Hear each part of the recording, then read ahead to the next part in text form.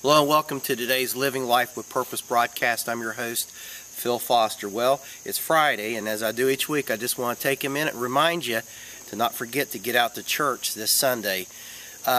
In Deuteronomy chapter 2, as you know, Israel had been in the wilderness for 40 years, and Moses made a statement there at the end of that 40-year period.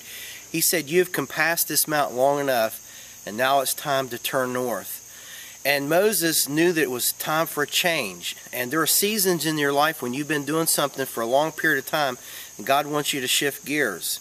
Now, most people don't like change. Someone once said the only one that likes change is a baby with a wet diaper.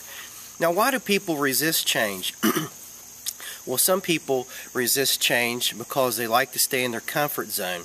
Some people like predictability, and I guess that's a safe place to be. But sometimes God says it's time to step out of the boat. Peter didn't know exactly where he was going, but he never would have walked on the water if he hadn't got out of the boat. So the first thing I want to encourage you today is be careful that you don't get stuck in the comfort zone. The second thing is those with 20/20 vision. That's the one that always comes along when times get tough, when you start a new project. They're the ones that always want to say, "Hey, see, I told you so." But guys, you can't never do anything for God without taking a risk. And then the last thing I want to share with you today on this Friday is the one who have giant faith.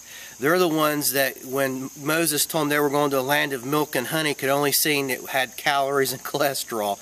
But you know, God has some great things in store for you today.